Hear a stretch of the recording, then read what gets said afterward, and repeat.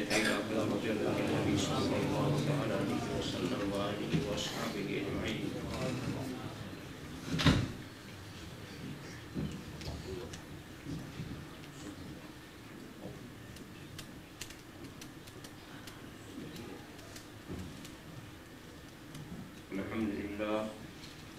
الحمد لله الذي قال في شان حبيبه الكريم عليه التحية والتسليم إن الله وملائكته يصلون على النبي يا أيها الذين آمنوا صلوا عليه وسلموا تسليما اللهم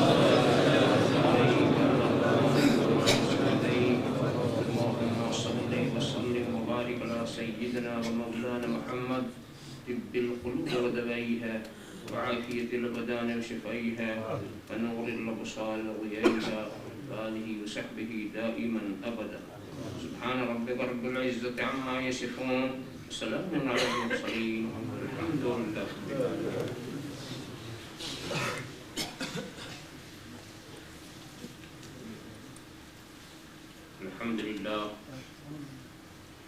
الحمد لله الذي يبدع الأفلاك والأقدير والصلاة والسلام على من كان نبيا وآدم بين الماء والطين وعلى آله وأصحابه أجمعين برحمتك يا أرحم الراحمين أما بعد أعوذ بالله من الشيطان الرجيم بسم الله الرحمن الرحيم لقد جاءكم رسول من أنفسكم عزيز عليه ما عنتم صدق الله مولانا العظيم وصدق رسوله النبي الكريم ونحن على ذلك لمن الشاهدين والشاكرين والحمد لله رب العالمين۔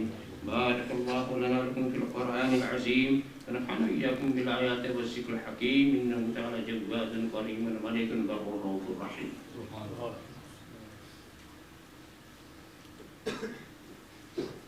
من علينا ربنا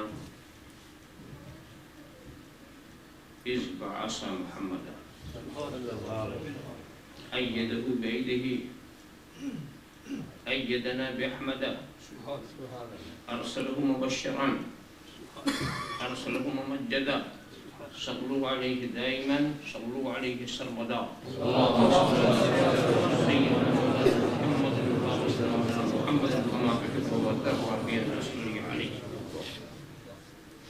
عدد گاہیش زیر آسماں غرش نازکتا نفس گم کردہ می آید جنید و بایزیدی جا مصطفیٰ برسا خیش را بدین ہمہ اوست اگر بہو نہ رسیدی تمام بول حبیش بڑے لطیف ہیں نازک سے گھر میں رہتے ہیں بڑے لطیف ہیں نازک سے گھر میں رہتے ہیں میرے حضور میری چشم تر میں رہتے ہیں نازک سے گھر میں رہتے ہیں میرے حضور میری چشم تر میں رہتے ہیں ہمارے دل میں ہمارے جگر میں رہتے ہیں ہمارے دل میں ہمارے جگر میں رہتے ہیں انہی کے گھر ہیں یہ وہ اپنے گھر میں رہتے ہیں وہ اپنے گھر میں رہتے ہیں ہمارے دل میں ہمارے جگر میں رہتے ہیں انہی کے گھر ہیں یہ وہ اپنے گھر میں رہتے ہیں۔ یہ واقعہ ہے لباس بشر بھی دھوکا ہے یہ واقعہ ہے لباس بشر بھی دھوکا ہے یہ معجزہ ہے لباس بشر میں رہتے ہیں معجزہ ہے یہ واقعہ ہے لباس بشر بھی دھوکا ہے یہ معجزہ ہے لباس بشر میں رہتے ہیں مقام ان کا نہ فرش زمین نہ عرش بری مقام ان کا نہ فرش زمین نہ عرش بری وہ اپنے چاہنے والوں کے گھر میں رہتے ہیں اپنے چاہنے والوں کے گھر میں رہتے ہیں وہ اپنے چاہنے والوں کے گھر میں رہتے ہیں ملائکہ بھی عقیدت سے دیکھتے ہیں انہیں، ملائکہ بھی عقیدت سے دیکھتے ہیں انہیں جو خوش نصیب نبی کے نگر میں رہتے ہیں، خوش نصیب نبی کے نگر میں رہتے ہیں، ملائکہ بھی عقیدت سے دیکھتے ہیں انہیں جو خوش نصیب نبی کے نگر میں رہتے ہیں۔ یقین والے کہاں سے چلے کہاں پہنچے، یقین والے کہاں سے چلے کہاں پہنچے، یقین والے کہاں سے چلے کہاں پہنچے، جو اہل شک ہیں اگر میں مگر میں رہتے ہیں، اگر میں مگر میں رہتے ہیں، جو اہل شک ہیں، یقین والے کہاں سے چلے کہاں پہنچے، یقین والے کہاں سے چلے کہاں پہنچے، جو اہل شک ہیں اگر میں مگر میں رہتے ہیں، جو اہل شک ہیں اگر میں مگر میں رہتے ہیں، خدا کے نور کو اپنی طرح سمجھتے ہیں، خدا کے نور کو اپنی طرح سمجھتے ہیں۔ یہ کون لوگ ہیں کس کے اثر میں رہتے ہیں، یہ کون لوگ ہیں کس کے اثر میں رہتے ہیں، یہ کون لوگ ہیں کس کے اثر میں رہتے ہیں۔ وہ اور ہی تھا جو قوسین پہ نظر آیا، اور ہی تھا جو قوسین پہ نظر آیا، ملک تو اپنی حد بالوں پر میں رہتے ہیں، ملک تو اپنی حد بالوں پر میں رہتے ہیں۔ وہ اور ہی تھا جو قوسین پہ نظر آیا، وہ اور ہی تھا جو قوسین پہ نظر آیا، ملک تو اپنی حد بالوں پر میں رہتے ہیں، ملک تو اپنی حد بالوں پر میں رہتے ہیں۔ رہیں وہ اپنوں سے غافل، ارے معاذ اللہ، رہیں وہ اپنوں سے غافل، رہیں وہ اپنوں سے غافل، ارے معاذ اللہ، خوشا نصیب ہم ان کی نظر میں رہتے ہیں، خوشا نصیب نظر میں رہتے ہیں، خوشا نصیب ہم ان کی نظر میں رہتے ہیں۔ اگر خاموش رہوں میں تو دوری سے کچھ ہے، جو کچھ کہا تو تیرا حسن ہو گیا محدود، بارگاہ رسالت و آج رسالت میں درود شریف میں نذرانے یقین و پیش کرتے ہیں۔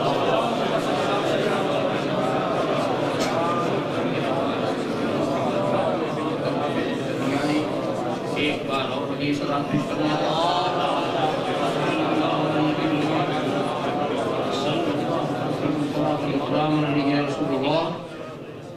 ایک بار اور نذرانے درود شریف میں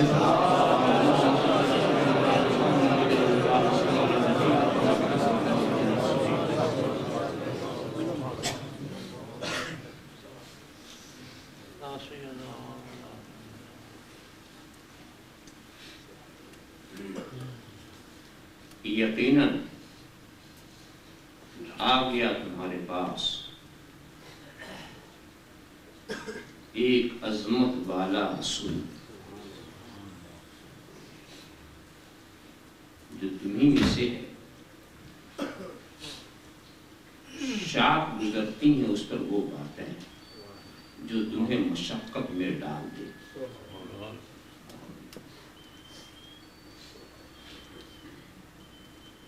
میں نے آج کے لیے جو سرنامہ بیان قرار دیا ہے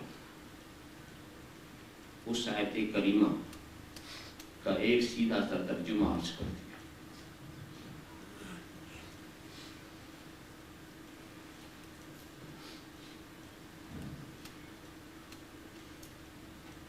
آپ جانتے ہیں کہ گرامر کی باتوں میں بڑی خشکی ہوتی ہے، مگر جب تک کچھ نہ کچھ اس کے تعلق سے عرض نہ کیا جائے تو کلام کی اہمیت کو واضح کرنا مشکل ہوگا۔ لقد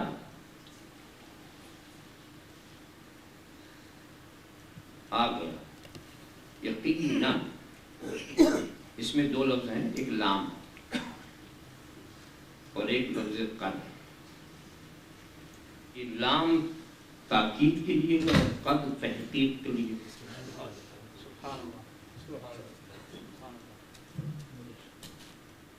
تاکید پر تاکید تحقیق پر تحقیق.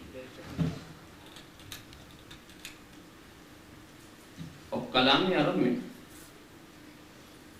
جب تحقیق کے قد کے اوپر تاکید کا لام لگاتے ہیں تو کلام میں اتنا زور پیدا ہوتا ہے جو قسم سے پیدا کیا جاتا ہے. جب کوئی چیز آپ قسم کھا کے کہتے ہیں تو گویا یہ تاثر دینا چاہتے ہیں کہ اس کے خلاف تو کچھ ہو ہی نہیں سکتا. اتنا زبردست. اور یہ بھی آپ جانتے ہیں کہ کلام کی اہمیت کو سمجھنے کے لیے متکلم کو سمجھنا ضروری ہے کہ کلام کرنے والا کون. کبھی کبھی تو ایسا ہوتا ہے، بعض باتیں ایسی کہ لوگ اتنے جھوٹے ہوتے ہیں کہ ایک نہیں، دو چار نہیں، 10 20 بھی بات کہیں تو یقین نہیں ہے.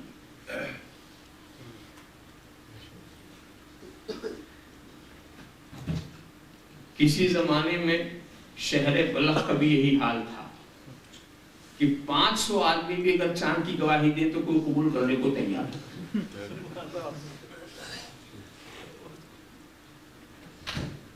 اور کوئی ایسا ہوتا ہے کہ تنہا بولے تو اس کو غلط کہنے کی جرات نہیں پیدا ہوتی. یہ بولنے والی کی بات ہے.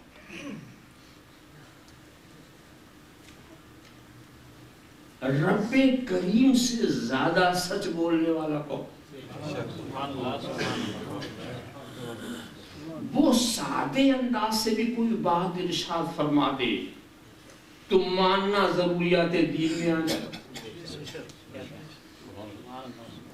وہ سادے انداز سے بھی کہہ دے تو اس کے خلاف سوچنے کی گنجائش ہی نہیں رہتی. چاہے جائے کہ وہ اتنا زوردار انداز اختیار کرے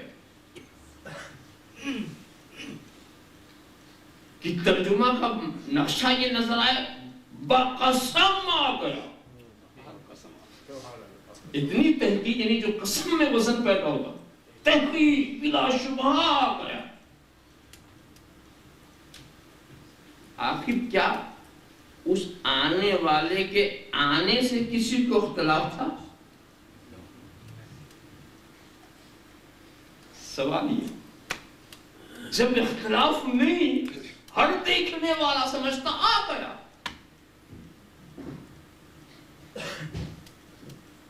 تو اتنا وزن پیدا کرنے کی ضرورت کیا؟ رسول کی آمد سے کیا اختلاف تھا کسی کو؟ محمد عربی صلی اللہ علیہ وسلم کی آمد بھی کسی کو شک تھا کہ یہ آئے کہ نہیں آئے. تو جس بات میں کوئی شک ہی نہ ہو اس کو بیان کرنے کے لیے یہ یقیناً کا لفظ کیوں؟ وہ بات جو اپنا بھی مانے، پرایا بھی مانے، مومن بھی مانے، کافر بھی مانے، موحد بھی مانے، مشرک بھی مانے، موافق بھی مانے، مخالف بھی بنائے، اس کو منوانے کے لیے بھئی دوست ہم بھی یقیناً وغیرہ کا لفظ استعمال کرتے ہیں، مگر کب؟ جب سامنے والا نہ ماننے کے موڈ میں، نہ ماننے کے موڈ میں. مثال کے طور پر بات سیدھے انداز میں ہو جائے تو سبھی لوگ سادگی پسند کرتے ہیں، مگر جب منکر انکار پہ تل جاتا تو ثابت کرنے والے کا اصرار بڑھ جاتا ہے.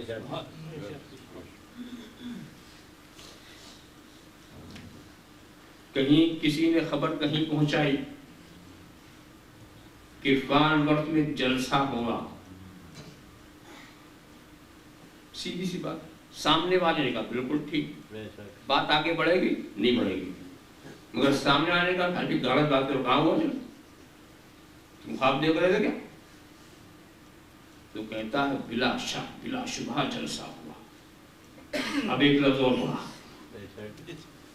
پھر اس نے انکار کیا تو اس نے قسم کھائی کہ میں خدا کی قسم کھا کے کہتا ہوں آج جلسہ ہوا میں اس میں تھا، اپنی موجودگی کا بھی تھا۔ پھر اس نے کہا بھئی تم ایسی الٹی پلٹی بات کر رہو، کوئی نہ اعلان میں نے دیکھا نہیں، ابھی تو نے نہیں دیکھا تو نہیں دیکھا، مگر وہاں ہوا۔ تجھے یقین نہ ہو تو چل مسجد میں قسم کھا لوں، یقین نہ ہو تو قرآن ہاتھ میں لے کے یہی بات کہہ دوں۔ دیکھیے جیسے منکر کا انکار بڑھتا ہے ثابت کرنے والے کا اصرار بڑھتا ہے۔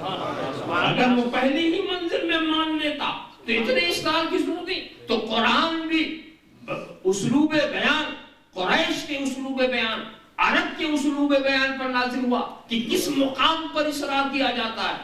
جب انکار کے امکانات زیادہ ہوں گے، جتنا تو انکار کرتا چلا جائے گا ہمارا اصرار بڑھتا جائے گا۔ تو رسول کو آنے کی ایک نبی کا آنا، ایک ہے محمد عربی کا آنا، اور ایک ہے رسول اللہ کا آنا، ایک ہے محمد ابن عبداللہ کا آنا، محمد ابن عبداللہ کا آنا، اور ایک ہے محمد الرسول اللہ کا آنا۔ تو محمد ابن عبداللہ کا آنا سبھی مان رہے تھے، مگر محمد الرسول اللہ کا آنا یہ سب نہیں مان رہے تھے۔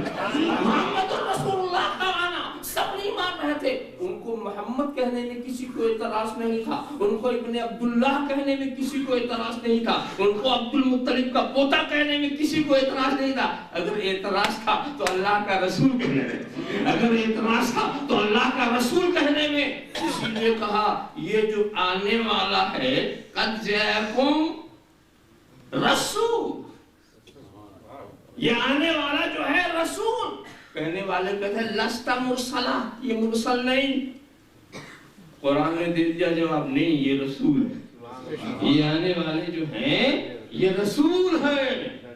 اور اس کے بعد دیکھیے بڑی پیاری بات ہے، آمد کی بات کی، ولادت کی بات نہیں کی۔ یہ آنے کی بات کی ہے، ولادت کی بات نہیں۔ کیوں؟ ولادت تو ہوئی مکے میں، ولادت کہاں ہوئی؟ اور آمد ہوئی ساری کائنات کے لیے۔ آمد جو ہے یہ نہ سمجھے جو جہاں کے لیے پیدا ہوتا ہے وہیں کے لیے آتا، یہاں یہ نہ سمجھے جہاں کے لیے پیدا ہوا، پیدا ہونے والا پیدا ہوا عرب اور آیا للعالمین نذیرا، آیا رحمتا للعالمین، آیا ارسلت الی الخلق کافہ، ساری مخلوق کا میں رسول بنا کے بھیجا گیا۔ آمد ولادت ہوئی مکے میں، اور آمد ہے جاکم تم سب کے پاس۔ اب کم کے مخاطب کی بات آگے بڑھ کے چلے گی کہ وہ کم کون ہے، وہ کون ہے جن کے پاس آئے، تو کیا ہے؟ رسول، عظیم رسول۔ دو ہی باتوں کے منکر ملتے تھے، کچھ لوگ تو رسول ہی نہیں مانتے تھے تو ان کو منوایا گیا کہ یہ رسول ہے، اور کچھ لوگ عظیم نہیں مانتے تھے تو ان کو منوایا گیا کہ یہ عظیم ہے، یہ عظیم ہے۔ تم انکار کرتے جاؤ گے ہم تمہیں منواتے چلے جائیں گے، مگر کہیں آپ یہ نہ سوچیں کہ اس میں رسول کا لفظ ہے، عظیم کا لفظ کہاں سے لیا ہے؟ حالانکہ اگر آپ بداہت نظر سے سوچیں تو عظیم کا مفہوم آپ کے ذہن ہی سے پیدا ہو سکتا ہے۔ رسول، رسول بھیجا ہوا آیا، کس کا رسول؟ کس کا رسول؟ کس کا قاصد؟ آپ کے کسی زمیندار کا قاصد، کسی چودھری کا قاصد، کسی وزیر کا قاصد، کسی گورنر کا قاصد، کسی بادشاہ کا قاصد، کسی صدر جمہوریہ کا قاصد۔ جیسے جیسے بھیجنے والے کی ذات اٹھتی ہے اس کے قاصد کی اہمیت بڑھتی جا رہی ہے، اس کے قاصد کی اہمیت بڑھتی جا رہی ہے۔ اگر آپ سے کہا جائے کہ چودھری صاحب کا قاصد آیا ہے تو آپ جواب کیا دیتے ہیں؟ بٹھا لو، ابھی فرصت نہیں ملے گی۔ اور اگر معلوم ہوا کہ نہیں صاحب گورنر صاحب کا قاصد آیا، جوتا پہنے بغیر بھاگیں گے، گورنر کا قاصد آیا، جوتا پہننے میں بھی دیر ہو جائے گی۔ تو قاصد کی اہمیت ہوتی ہے اس کا، جس کے قاصد، تو اگر آپ یہی سمجھ رہے خدا کا بھیجا ہوا، خدا کا رسول، تو وہیں سے آپ عظمت کا مفہوم سمجھ سکتے ہیں۔ عظیم کی طرف جو منسوب ہو جائے وہ عظیم، مگر میں ذرا زبان و بیان کے لحاظ سے بھی سمجھا دوں کہ دیکھیے انداز بیان ہی کے اندر یہ نہ سمجھے کہ عظیم کا ترجمہ میں اپنی طرف سے کر رہا ہوں. رسول علماء کے لیے تو سمجھانا آسان ہے کہ اس میں تنوین عظمت وہ سمجھ گئے. رسول میں جو تنوین ہے وہ تنوین عظمت ہے. علماء تو سمجھ گئے مگر آپ نہیں سمجھ پائیں گے. پہلے میں سمجھاؤں کہ یہ نکرہ کیا ہے, یہ معرفہ کیا ہے.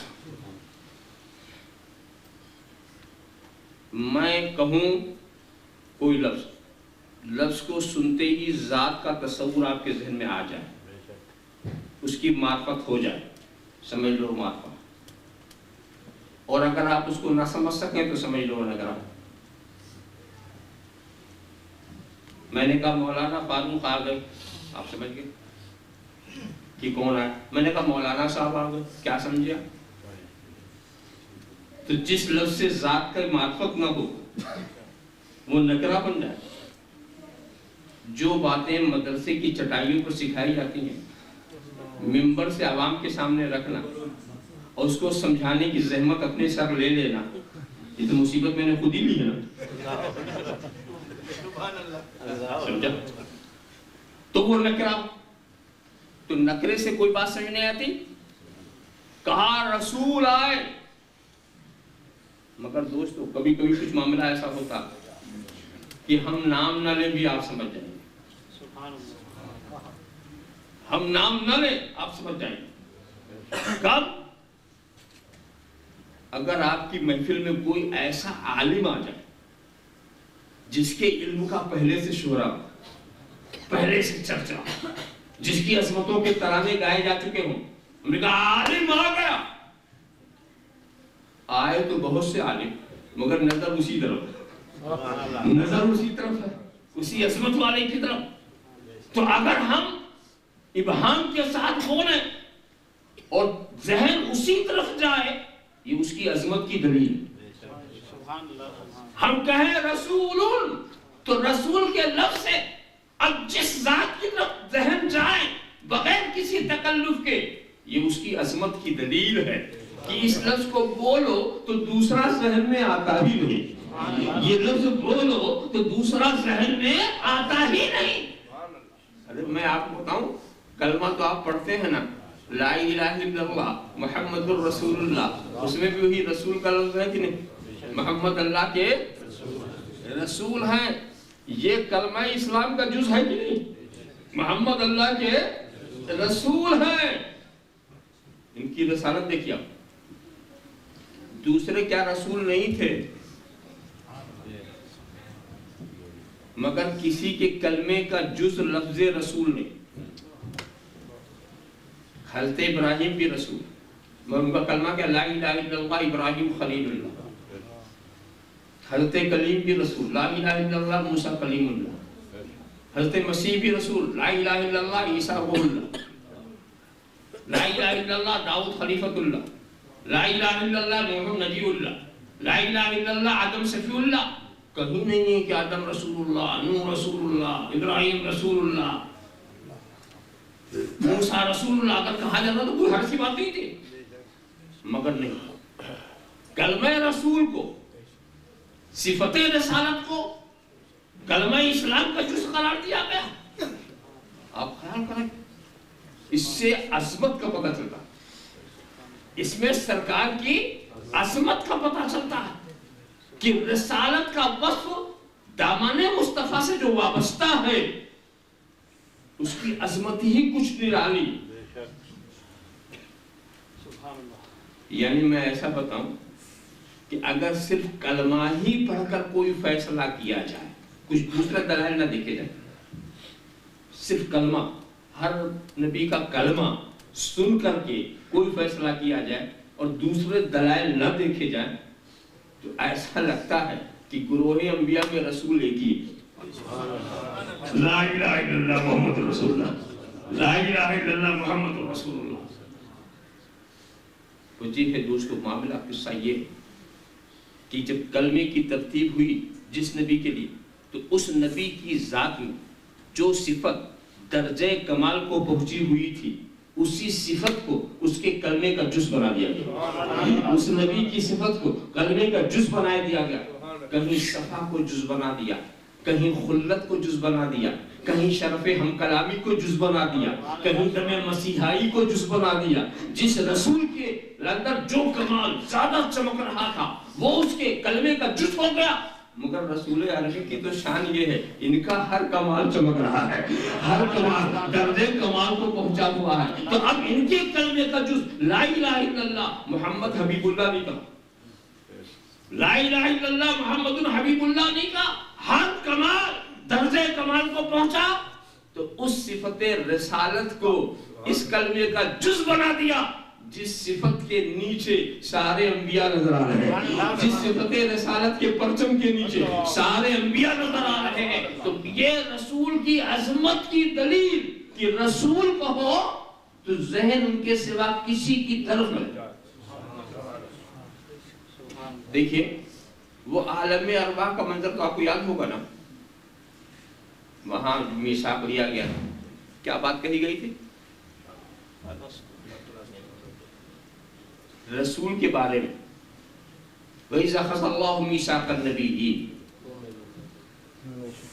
جب نبیوں سے پختہ عہد لیا گیا تھا، کب؟ کہ جب میں تم کو کتاب و حکمت دے کر کے بھیجوں، پھر تم میں آئے وہ رسول، وہاں بھی رسول کا رسول مصدق لما معکم، رسول آئے تو تم تصدیق کرنا، جو مصدق تمہارا ہے، تمہاری تائید کرتا ہوا ہے تو کیا کرنا؟ ایمان لانا اور مدد کرنا۔ تؤمنون به ولتنصرنه، ایمان بھی لانا مدد بھی کرنا۔ یہ بتائیے عالم ارواح میں سب سے عہد لیا جا رہا اور کہا جا رہا وہ رسول جب آئے، یہ نہیں کہا جب محمد آئے، جب احمد آئے، نہ محمد کہا نہ احمد کہا، سب لوگ سمجھ گئے کہ رسول کہا تو مراد کیا ہے، سارے انبیاء، کوئی نام نہیں لیا، اور وہ مرسلین سے وعدہ لیا جا رہا، ورنہ ہر رسول دوسرے کو دیکھتا، پتہ نہیں ان کو کہا جا رہا ہے کہ ان کو کہا جا رہا ہے کہ ان کو کہا جا رہا ہے۔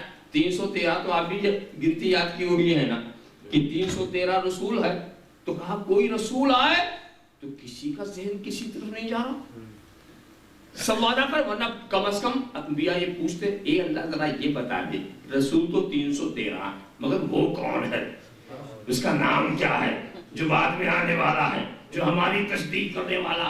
کوئی دوسرا آ کے تصدیق کر گیا تو ہم کیا کریں گے؟ کوئی دوسرا آ کر کے ہم کو سچ کہہ گیا تو کیا کریں گے؟ تو نام اگر بتا دے تو آسانی، نام کسی نے نہیں پوچھا، عالم ارواح میں کسی نے نام نہیں پوچھا، بلکہ سبوں نے اقرار کر لیا۔ اقرار تم، کیا تم نے اقرار کیا؟ وَأَخَذْتُمْ عَلَىٰ ذَلِكَ إِصْرِي، کیا تم نے میرا بھاری ذمہ لے لیا؟ کوئی نہیں کہتا کہ ذرا پہلے نام نسب تو بتا دے، جو آنے والا کہاں آئے گا کیا ہوگا، کچھ نہیں، سب اقرار بھی کر رہے ہیں، پختہ عہد بھی لے رہے ہیں۔ ایسا پتا چلا کہ لفظ رسول کا ایک ہی مصداق ان کی ذہن میں تھا اور وہ فوراً ذہن میں آ گیا کہ یہ آنے والا کون ہوگا، یہ آنے والا کون ہو گیا۔ انتہا کی بات بتاؤں، وہاں تو نہیں پوچھا مگر جب نیچے آئے تو نام بھی بتاتے چلے گئے، وہاں تو نہیں پوچھا مگر نیچے آئے تو نام بتاتے چلے گئے کہ میرے بعد جو آئے گا اور جس رسول پر ایمان اور نصرت خود میرے فرائض میں ہے اس کا نام احمد ہے، اس کا نام اسمہ احمد، مبشراً برسول یاتی من بعدی اسمہ احمد۔ یعنی دیکھیے حضرت عیسیٰ نے وہاں نام نہیں پوچھا، یہاں نام بتا دیا، حضرت کلیم نے وہاں نام نہیں پوچھا، یہاں نام بتا دیا۔ معلوم یہ ہوا کہ یہ سرکار کی صفت رسالت کا کمال یہ ہے کہ رسول کہو تو ذہن انہی کی طرف، رسول کہو تو ذہن انہی کی طرف سے چلا جائے۔ اللہم صلی سیدنا مولانا مناظر کما تحب و ترضى نعم رسالہ شہزاد حضور محدث اعظم ہند. دوسری باتوں کی طرف اگر ہم نے کچھ عظمت کے عنوان سے کچھ باتیں پڑھائیں تو بات دوسری چلی جائے گی. مجھے تو صرف یہ دکھانا تھا آنے والا آیا، تم میں آیا. اب مفسرین کے بھی اقوال مختلف، دونوں احتمال صحیح کہ خطاب ہے اہل عرب سے. اے عربیو، یہ خدا کا کتنا عظیم احسان ہے کہ وہ عظیم رسول عرب ہے. عربیوں کا بھی عجیب مزاج تھا، وہ دوسروں کی پیروی کرنا اپنے لیے توہین سمجھتے تھے. عرب اور کسی اور کی پیروی کریں تو خدا کا اتنا بڑا احسان ہے، اب تمہیں یہ عار نہیں ہوگا، یہ رسول تمہیں میں سے آیا. اب اس کی پیروی کرنے میں تمہیں شرم و حیا بھی نہیں لگے گی، یہ تمہیں میں سے آیا ہے. یہ کتنا عظیم احسان خدا کا تمہارا. مگر دیکھو، کسی میں آنا اور ہے اور کسی کی طرح ہونا اور. آیا عرب میں، جن میں آیا ان کی طرح نہیں، بلکہ خدا نے قانون استفاء یہاں جاری کیا، جس کو چننا کہتے ہیں. خدا نے چن کے بھیجا. ان اللہ اصطفى کنانة من ولد اسماعیل واصطفى قریشا من کنانہ واصطفى من قریش بنی ہاشم واصطفانی من بنی ہاشم.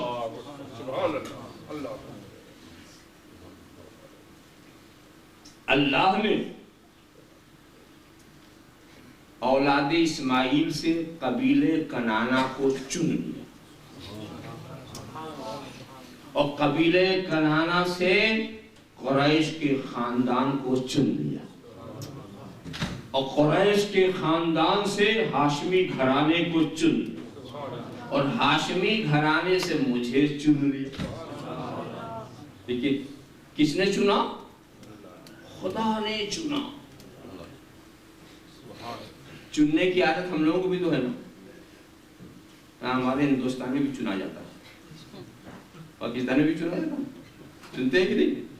ہر 5 سال کے بعد چنتے ہیں اور ہر 5 سال کے بعد چنتے ہیں اور 5 سال تک روتے ہیں کہ غلط چن لیا، غلط چن لیا، غلط چن لیا.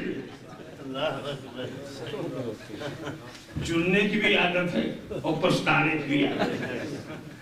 وجہ کیا ہے کہ ہم جس کو چنتے ہیں اس کے ارادوں سے بے خبر ہوتے ہیں،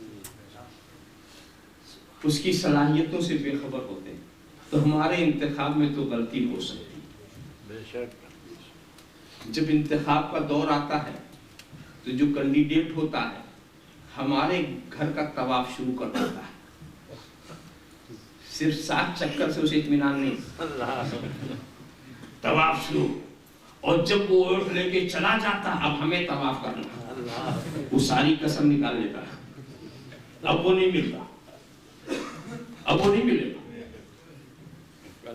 مگر جب انتخاب کا دور ہوتا ہے، اس طرح کے تو بہت سارے لطیفے لکھنؤ میں ہو گئے. لکھنؤ میں ایک منسٹر تھا، الیکشن کا دور آیا تو اپنے حلقے میں گیا جہاں سے اسے انتخاب لڑنا تھا. تو وہاں دیکھا گندگی بہت ہے، بہت گندگی. تو بڑی ہمدردی کا جذبہ بیدار ہوا. اس نے لوگوں سے کیوں جی یہاں بھنگی نہیں آتا؟ وہ صاف کرنے والے مہتر بھنگی، ہمارے سے بھنگی بھی کہتے ہیں، مہتر بھی کہتے ہیں. کیا یہاں بھنگی نہیں آتا؟ تو ایک نوجوان کہا جی حضرت آتا ہے مگر 5 سال کے بعد آتا ہے. 5 سال کے بعد آتا ہے. اتنا تلخ جملہ، مگر الیکشن کا تھا زمانہ، وہ بھی مسکرا کے سن لیا.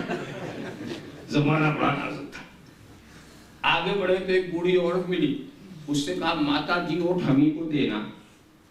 کہا بیٹا مجھ سے ووٹ مت مانگ، میرا ووٹ منحوس کو کہا 5 سال پہلے تجھی جیسا ایک کڑیل جوان آیا تھا، اس نے مجھ سے ووٹ مانگا، میں نے دیا، پتہ نہیں اسے زمین کھا گئی کہ آسمان میں گیا، آج تک دکھا ہی نہیں، وہ دکھا ہی نہیں۔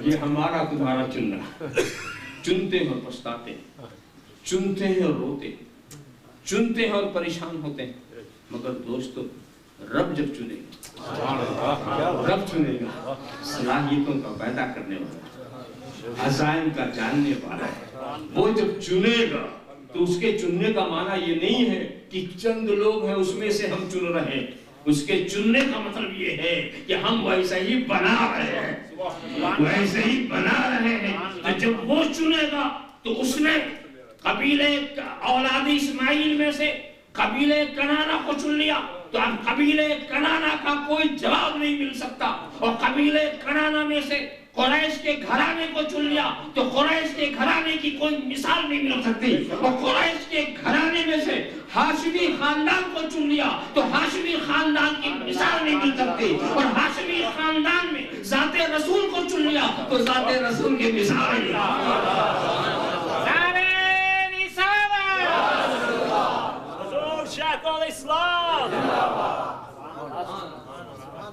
اب اگر کوئی کہے کہ ہم رسول کی طرح یا رسول ہماری طرح، تم سے پوچھنا کہ تم کو کیوں نہیں چنا، تم پیچھے کہاں رہے؟ جب تم رسول کی طرح یا رسول تمہاری طرح، تو خدا نے تم کو کیوں نہیں چن لیا؟ خدائی انتخاب۔ ایک مرتبہ ایسا ہوا کہ اذیت پہنچانے والوں نے ایک بات کہی تھی جو عاشق رسول کے دل پہ لگ گئی۔ حضرت عباس آ کر کے بارگاہ رسول مزمحل نظر آیا، کہا کیا بات ہے؟ کہا یہ قریش کے سردار بیٹھے ہوئے کچھ باتیں کر رہے ہیں، کچھ نسلوں کے تعلق سے بات ہوئی، تو حضور کی مثال انہوں نے اس کھجور کے درخت سے دی جو پتھریلی زمین میں ہوتا ہے، یعنی اشارہ یہ تھا کہ ایسا درخت جس کا پھل نہیں۔ تو چونکہ سرکار کو اولاد نرینہ نہیں تھی، باحیات فرزند کوئی باحیات نہیں رہا، تو اس کی مثال دی کہ ایسے ہی ہے، ایسا درخت جن کا کوئی پھل نہیں۔ حالانکہ لوگ نہیں جانتے کہ سرکار کی اولاد کا باحیات نہ ہونا ہی یہ نبی کی فضیلت کی بات ہے۔ سرکار کی اولاد کا باحیات ہونا ہی نہ ہونا یہ نبی کی فضیلت کی بات ہے، اس لیے کہ دیکھو اگر رسول کی اولاد ہوتی، جوان ہوتی، 2 حال سے خالی نہیں، یا نیک ہو یا بد ہو، یا نیک ہو یا بد ہو، خدا کو منظور ہی نہیں کہ رسول کی اولاد کوئی بری ہو،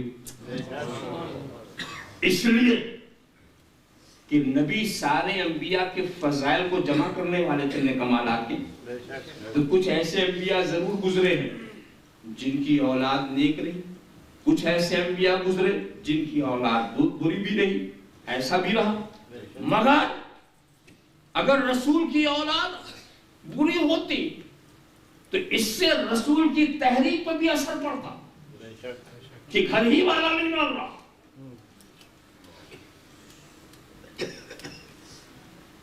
اور یا دوسرے حال میں نیک ہوتی، جب نیک ہوتی تو سنت الہیہ میں بتا دو کہ جس نبی کی اولاد نیک ہوئی وہ نبی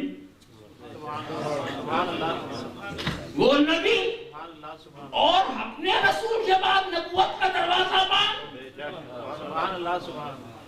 تو اگر نبی بنایا جاتا، نبی کے بعد کے فرزند کو نبی بنایا جاتا تو نبوت کا دروازہ بند نہ ہوتا، اور نبی نہ بنایا جاتا تو پھر وہ فضیلت نہ ملتی جو دوسرے نبیوں کو ملی کہ ان کا بیٹا بھی نبی، ان کا بیٹا بھی نبی۔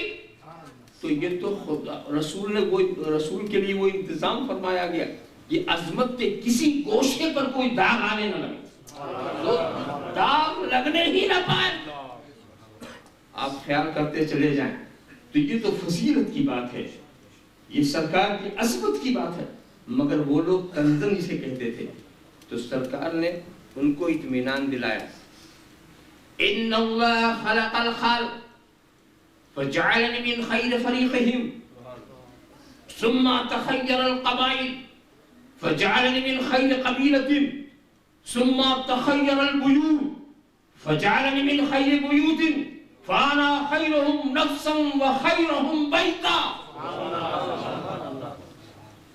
اے میرے چاہنے والے، تم غم نہ کرو، سن لو، اللہ نے جب ساری مخلوق کو پیدا کیا، جو سب سے بہتر مخلوق تھی اس میں مجھے رکھا، اور اس بہتر مخلوق کو اس نے قبیلوں میں تقسیم کر دیا، تو جو سب سے بہتر قبیلہ تھا اس میں مجھے رکھا، اور اس قبیلوں کو مختلف گھروں میں تقسیم کر دیا، تو جو سب سے بہتر گھر تھا اس میں مجھے رکھا، تو میں اپنے گھر کے لحاظ سے بھی ان سے بہتر ہوں، اور میں اپنی ذات کے لحاظ سے بھی بہتر ہوں، انا خیر نفسا وخیرہم بیتا۔ اس کا مطلب یہ ہے کہ رسول پر اعتراض کرنا یہ کفار کا طریقہ ہے، اور رسول کے فضائل کو بیان کرنا یہ نبی کا طریقہ ہے، اور ان اعتراض کرنے سے اگر کسی کو دکھ ہو تو یہ دکھ کا محسوس کرنا یہ صحابہ کا طریقہ ہے، صحابہ کا طریقہ ہے۔ تو دیکھو خدا نے چن لیا، اسی لیے سرکار نے کہا کہ میں سب سے بہترین قرن میں بھیجا گیا،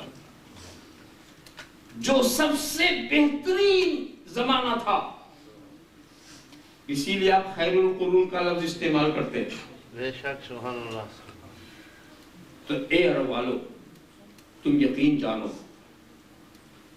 کہ تمہیں اب آر اور شرم اور ننگ کی بات نہیں ہے، یہ رسول عظیم تمہیں میں سے ہے۔ یہ تو گفتگو ہوگی اس بات پر جب مخاطب آپ صرف اہل عرب کو قرار دیں، مگر سرکار کی بیشت جو ہے وہ ساری کائنات کے لیے، ساری کائنات کے لیے، اور ساری کائنات کا تو پھر سارے عالم۔ ایھا الناس انی رسول اللہ الیکم جمیعا، ایھا الناس انی رسول اللہ الیکم جمیعا، میں سارے انسانوں کا رسول، اس میں عرب اور عجم کی کوئی تقسیم نہیں، وما ارسلناک الا رحمۃ للعالمین، سارے عالم کے لیے رحمت، للعالمین نذیرا، سارے عالم کے لیے نذیر۔ خود حضور فرماتے ہیں ارسلت الی الخلق کافہ، میں ساری مخلوق کا رسول بنا کے بھیجا گیا، ساری مخلوق کا رسول بنا کے بھیجا گیا۔ اور صرف سرکار کا دعویٰ ہی نہیں ہے، ما من شیء الا یعلم انی رسول اللہ الا مردۃ الجن والانس، دنیا کی کوئی ایسی چیز نہیں ہے جو مجھے اللہ کا رسول نہ جانتی ہو، جو مجھے اللہ کا رسول نہ جانتی ہو۔ نہیں مانتا تو سرکش انسان نہیں مانتا، سرکش جن نہیں مانتا، دنیا کی ہر چیز ہمیں خدا کا رسول مانتا۔ بہت ہی مشہور واقعات آپ دیکھتے ہیں، چاند کے ٹکڑے ہونا، سورج کا پلٹ کے آنا، کنگھریوں کا کلمہ پڑھنا، جانوروں کی اطاعت کرنا، درختوں کا جھک جانا، یہ ساری باتیں پتا نہیں۔ ما من شیء الا یعلم انی رسول اللہ الا مردۃ الجن والانس۔ انتہا کی بات بتاؤں، سنا ہوگا آپ نے ابو جہل کا قصہ، اس نے بھی ایک بت بنا رکھا تھا، بت بنا رکھا پیتل کا، خود ہی بنایا تھا۔ اس دور کے بندے بھی عجیب تھے، اپنے خدا کو خود بنا لیتے تھے، یعنی بندہ پہلے ہوتا تھا، خدا بعد میں آتا تھا، بنا لیا۔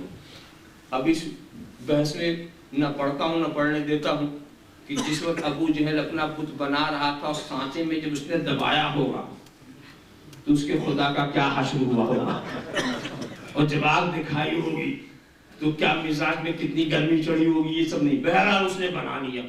اور بنانے کے بعد اس کو کاندھے پہ لے کے پھرتا تھا، کاندھے پہ لے کے پھرتا تھا، بہت مناتا تھا، وہ جانتا تھا میں لے کے نہیں چلوں گا تو چلے گا کیسے، خوب جانتا تھا۔ عرب والے بھی عجیب تھے، پرستش کا جذبہ عجیب و غریب ان کا تھا.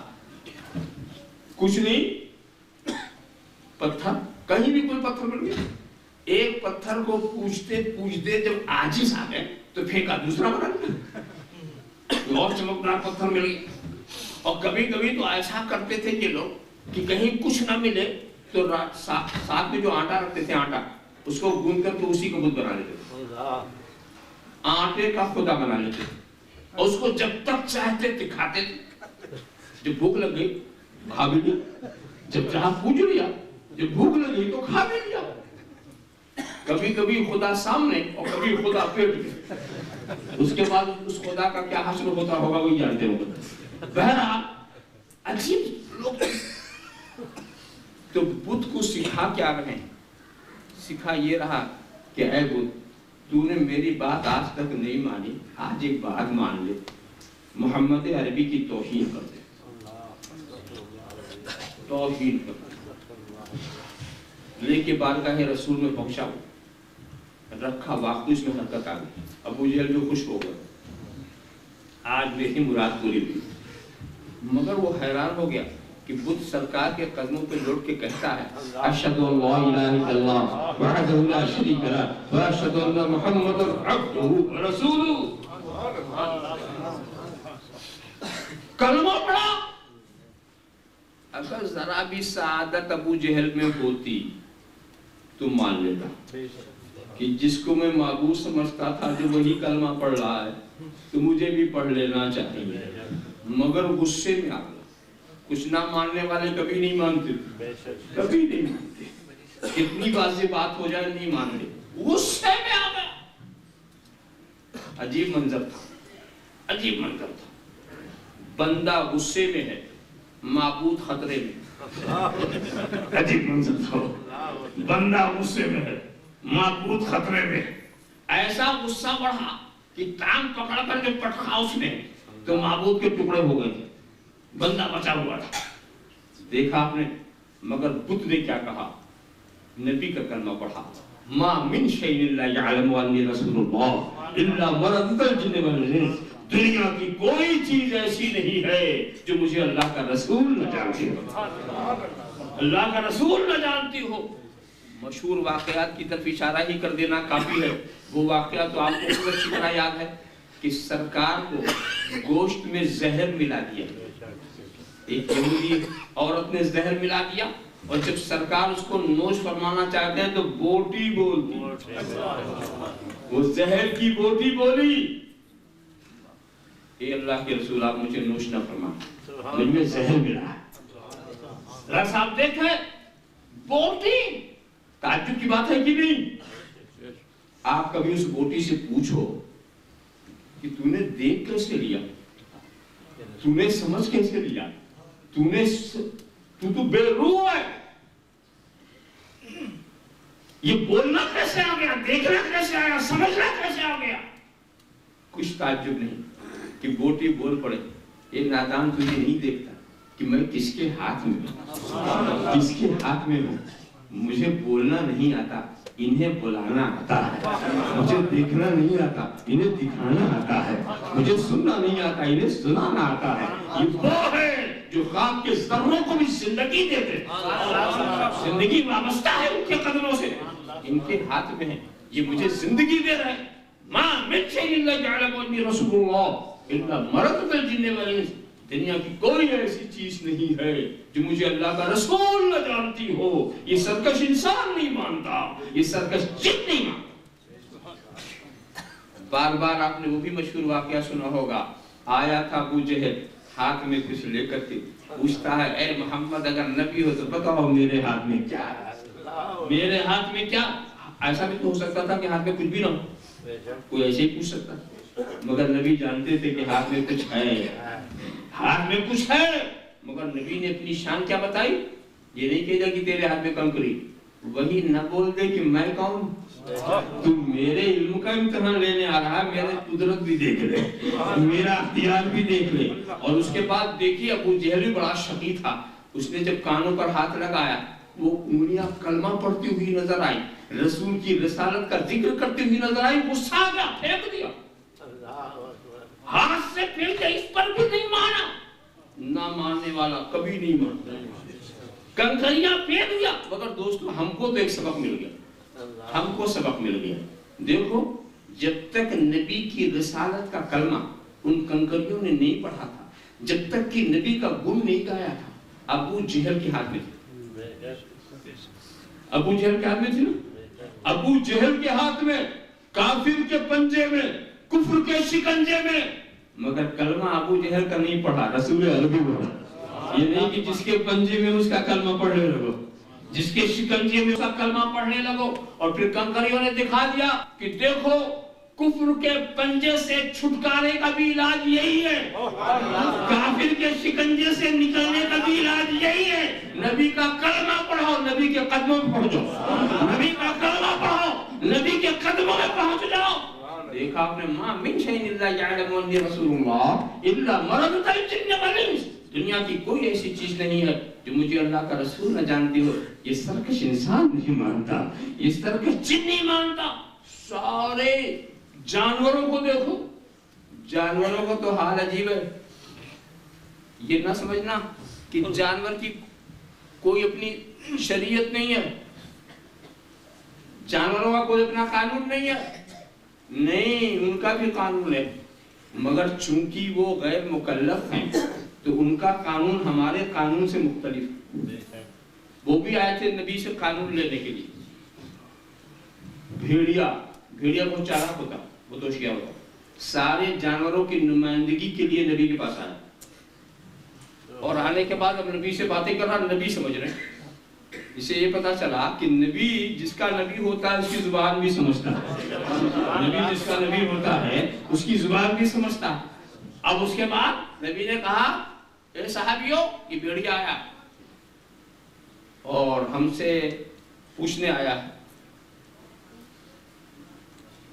اس کو میں کیا حکم دوں؟ ایک تو شکل یہ ہے کہ میں جانوروں سے کہہ دوں کہ جس پر تمہارا غلبہ ہو تمہارا, اور ایک شکل ہے کہ تم اس کا حصہ نکالو. اپنے مال و متاع میں ان جانوروں کا بھی حصہ نکالو, ان کو بھی تو کھانا پینا چاہیے. تو تمہیں کیا پسند؟ تو صحابہ نے کہا یہ تو بڑا مشکل کام ہوگا, اپنا حصے میں سے نکالنا یہ مشکل کام. اچھا تو ٹھیک ہے, پھر ان کے لیے یہ قانون رہے گا کہ جس پر یہ غلبہ کرے وہ ان کا. جانوروں میں شکار کرنے کی عادت, اس کی اجازت سرکار سے وہ لے چکے ہیں, اسی لیے شکار کرنے سے وہ گنہگار نہیں ہوتے. اس کی اجازت انہیں مل گئی. وہ جانتے تھے کہ یہ ہمارے رسول, وہ خوب پہچانتے تھے کہ یہ ہمارے رسول ہیں. کیا ان واقعات کو آپ فراموش کر دیں گے؟ اونٹوں کی شکایتیں, امام اعظم نے بھی اس کو اپنے قصیدے میں ذکر کیا. احادیث کی کتابوں میں تیزی کے ساتھ دو ایک واقعے تو اشارہ کر دو. ایک اونٹ آیا, اس نے آ کے شکایت کی, حضور یہ میرا مالک جو ہے کام بہت زیادہ لیتا ہے, غذا کم دیتا ہے. نبی نے اسے بلایا, ہدایت کر دی, محنت زیادہ لیتے ہو تو غذا بھی پوری کرو. ایک اونٹ آیا, اس نے شکایت کی, حضور جب تک میں جوان تھا طاقت والا تھا میرا مالک مجھ سے کام لیتا تھا, اب میں بوڑھا ہو گیا مجھے ذبح کرنا چاہتا ہے, مجھے ذبح کرنا چاہتا ہے. تو سرکار نے اسے بلایا کہ اس نے میری پناہ لے لی, اسے ذبح مت کرو. آپ دیکھیے, ایک اونٹ تو پاگل ہو گیا, کوئی قریب نہیں جاتا تھا, قریب نہیں جاتا تھا. نبی جب اس باغ کے اندر داخل ہوئے, لوگوں نے کہا حضور قریب نہ جائے, پاگل ہے. مگر سرکار چلے جاؤ. سرکار کی رفتار بتا رہی ہے کہ میں تو پاگل ہی کو تو درست کر رہا ہوں, اگر پاگلوں سے میں بھاگا تو پاگلوں کو صحیح کرنا پڑے گا. سرکار جب آگے بڑھے, وہ اونٹ دوڑتا ہوا آیا, اس نے نبی کا سجدہ کیا. پاگل اونٹ, دیوانہ اونٹ, اس نے آ کے نبی کا سجدہ کیا. اس منظر کو دیکھ کر کے صحابہ بھی تڑپ گئے اور کہا کہ جانوروں پر تو رسول کے جو احسانات ہیں اس سے کہیں زیادہ احسانات تو ہم پر ہیں. ہم تاریکی میں تھے, انہوں نے ہمیں روشنی میں پہنچایا. ہم ظالم تھے, انہوں نے ہمیں عادل بنایا. ہم جاہل تھے، انہوں نے ہمیں عالم بنایا. ہم بے وقوف تھے، انہوں نے ہمیں حکیم بنایا. ہم مجبور تھے، انہوں نے ہمیں حکمراں بنایا. اے اللہ کے رسول، آپ کے احسانات تو ہم پر زیادہ ہیں. نحن احق ان نسجد للنبی، ہم زیادہ مستحق ہیں کہ نبی کا سجدہ کریں. ہم زیادہ مستحق ہیں. یاد رکھو یہاں سجدے کی بات جو ہو رہی ہے وہ سجدے تعظیمی کی بات ہو رہی ہے. سجدے عبادت کا تصور کوئی صحابی نہیں کر سکتا. سجدہ عبادت یہ خدا کے سوا کسی کے لیے بھی نہیں، مگر شریعت نے سجدہ تعظیمی کو بھی ہماری شریعت نے حرام قرار دیا ہے. تو سجدہ تعظیمی کی اجازت چاہ رہے تھے، نبی نے کیا کہا؟ نہیں، اگر مجھے یہ حکم دینا ہوتا سجدہ تعظیمی کا تو میں عورتوں کو حکم دیتا کہ اپنے شوہروں کا سجدہ کیا. یعنی مردوں کے جھکتے ہوئے سر کو نبی کے حکم نے روک دیا. نبی کے حکم نے، تو یہ مرد مکلف تھا، دل کے ارمان دل میں لے کے رہ گیا. جانور غیر مکلف تھا، جی میں آیا تو سجدہ کر لیا، وہ غیر مکلف تھا، اس پر اس شریعت کی کوئی پابندی نہیں تھی، اس نے سجدہ کر لیا. ما من شيء الا يعلم اني رسول الله الا مرض الجن والانس. دنیا کی کوئی ایسی چیز نہیں ہے جو مجھے اللہ کا رسول نہ جانتی ہو، مگر یہ سرکش انسان نہیں مانتا، یہ سرکش جن نہیں مانتا. ان سارے واقعات کو جب کبھی میں بیان کرتا ہوں تو ایک بات ضرور پوچھتا ہوں کہ یہ اونٹ نے جو شکایت کی یہ کس زبان میں؟ اور اس سے پہلے ایک بات یہ بتا دو کہ اونٹ نے جو شکایت کی تو نبی ہی سے کیوں کی؟ کیا دو کان والے اور نہیں تھے؟ دو پیر والے اسے اور نہیں دکھے؟ دو ہاتھ والے اور نہیں دکھے؟ یہ نبی ہی کے پاس کیوں؟ یہ جانور کیوں آئے؟ تو کیا سمجھے؟ جانور بھی سمجھتا ہے یہ کان والا اور ہے، وہ کان والے اور ہے، یہ پیر والا اور ہے، وہ پیر والے. جانور بھی سمجھ رہا تھا کہ یہ اور ہے، وہ اور ہے. سمجھا؟ اب سمجھ لو جو اتنا نہ سمجھے اس کا دماغ تو جانور سے بھی گیا گزرا. جتنا جانور نے سمجھا. اب پھر بتاؤ کس زبان میں شکایت کی؟ آپ کا جواب دو ہی ہوگا. ایک جواب تو یہ ہوگا کہ عربی زبان میں شکایت کی، یا ایک جواب یہ ہوگا کہ اپنی زبان میں شکایت کی. تیسرا جواب تو نہیں. اچھا اگر عربی زبان میں شکایت کی تو اونٹ کو عربی کس نے سکھائی؟ کون سے مدرسے میں اونٹ کو سکھایا تھا؟ اونٹ کو عربی کس نے سکھائی؟ اور اگر کہو کہ اونٹ نے اپنی زبان میں شکایت کی تو رسول کو اونٹ کی زبان کس نے سکھائی؟ دونوں سوال. میں اس لیے ایسی بات کہہ رہا ہوں کہ کچھ بیوقوفوں نے عجیب بات کہہ ڈالی اور صرف کہا ہی نہیں ہے، اس کو چھپا بھی دیا، اور چھپانے کے بعد اب اس کو چھپا رہے. کچھ ان سے پوچھو کہ اونٹ کو عربی زبان کس نے سکھائی یا نبی کو اونٹ کی زبان کس نے سکھائی؟ میں جن کی طرف اشارہ کرنا چاہتا ہوں کسی وضاحت کے بغیر عرض کر دوں کہ ایک صاحب نے اپنا خواب لکھا اور بڑی معتبر کتاب میں لکھ دیا جو ان کے نزدیک بڑی معتبر. اور خواب یہ لکھا کسی صالح کی طرف نسبت کرتے ہوئے. اس نے خواب یہ دیکھا کہ حضور آئے ہیں اردو میں بات کر رہے. تو حضور سے پوچھا کہ آپ تو عربی ہیں، آپ کو اردو میں بات کرنا کہاں سے آیا؟ اردو میں آپ کیسے کلام کر رہے ہیں؟ یہ حاصل اس عبارت کا حاصل میں پیش کر رہا ہوں. تو حضور کیا کہتے ہیں؟ اس کا جواب لکھتے ہیں. حضور کیا کہتے ہیں کہ جب سے علماء دیوبند کا ساتھ ہوا ہے مجھے اردو آ گئی. اور پھر اس پر نتیجہ کیا نکلتے ہیں کہ اس سے اس مدرسے کے مرتبے کا پتہ چلتا ہے. آپ دیکھیں عائشہ سے پوچھنا کہ تمہارے مولوی نے رسول کو اردو سکھائی، اونٹ کو عربی کس نے سکھائی؟ یا رسول کو اونٹ کی زبان کس نے سکھائی؟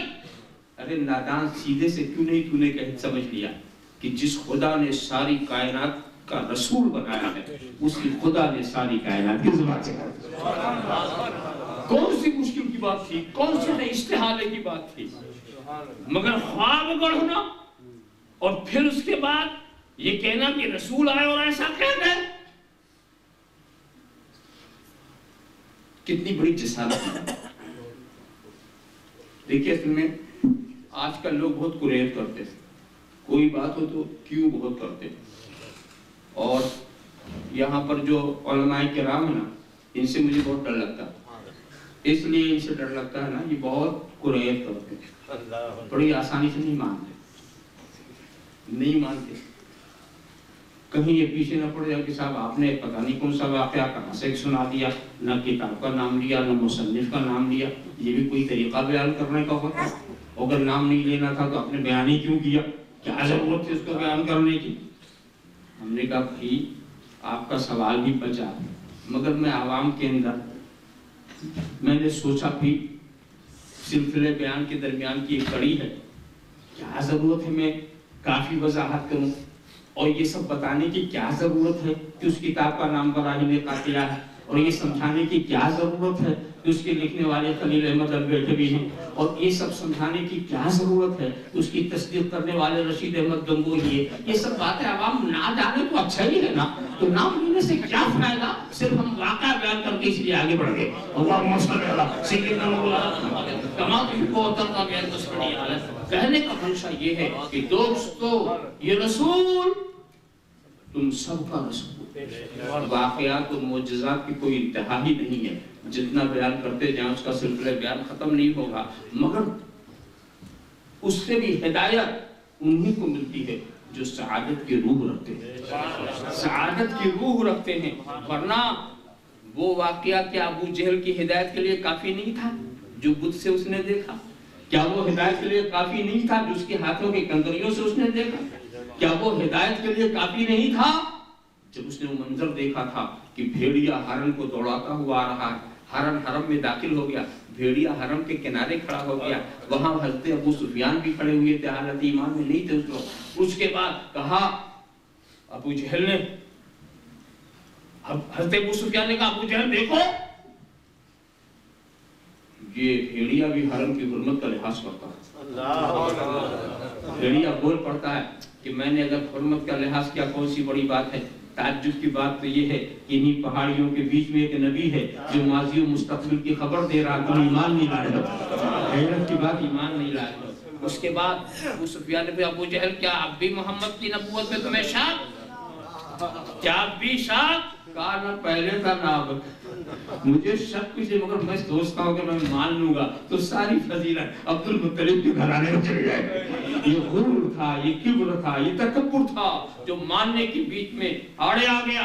تو دیکھو دوستو سب کائنات کے ذرے ذرے نے گواہی دی کہ یہ ہمارے رسول ہے، ذرے ذرے نے گواہی دی یہ ہمارے رسول ہے۔ ما من شيء الا يعلم به رسول الله الا مرض الجن والانس۔ اس سلسلے کی آخری بات اور عرض کر دوں کہ یہ تو اس وقت ہے جبکہ میں ترجمہ یہ کروں لقد جاءكم رسول من انفسكم، یقیناً آ گیا تمہارے پاس عظیم رسول جو تمہیں میں سے ہے۔ مگر مفسرین کرام اس کی ایک قرت اور بھی بتائیے، یہ انفس جو ہے نا فیبر پیش ہے اس پہ زبر لگا دیجیے، انفس۔ لقد جاءكم رسول من انفسكم، انفس سب سے زیادہ نفیس، انفس کہتے ہیں سب سے زیادہ نفیس وہ ہے انفس، یعنی یہ عظیم رسول جو آیا ہے وہ تمہاری طرح نہیں ہے، تم میں سب سے زیادہ نفیس ہے۔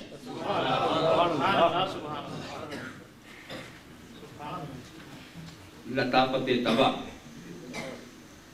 نفاست گوہر، عظمت کردار، جس لحاظ سے بھی دیکھا جائے یہ تم میں سب سے زیادہ نفیس، تمہاری طرح نہیں۔ مگر دوستو جب یہ مضمون سامنے آتا ہے ایک آیت کریمہ لوگ آسانی سے پڑھ دیتے ہیں، اور وہ آیت کریمہ ہر سائز کے آدمی کو یاد، چاہے کسی سائز کا، اپنے علم و لحاظ فضل کے لحاظ سے قد کتنا ہی چھوٹا کیوں نہ، مگر سبھی کو یاد کیا قُلْ إِنَّمَا أَنَا بَشَرٌ مِثْلُكُمْ، اے محبوب تم کہہ دو کہ ہم تمہاری طرح بشر، اے محبوب تم کہہ دو کہ ہم تمہاری طرح بشر۔ پہلی بات تو میں کہتا ہوں کہ کس سے کہا گیا تھا؟ نبی سے کہا تھا، نبی سے کہا ہے نبی تم کہو، یا تم سے کہا گیا کہ تم کہو؟ یہ تعجب کی بات ہے، جو بات خدا نبی سے کہتا ہے کہ نبی تم کہو، یہ تم نے تو کہنا شروع کر دیا۔ وہ بات نبی ہی کہہ سکتے ہیں، مصلحت کچھ بھی۔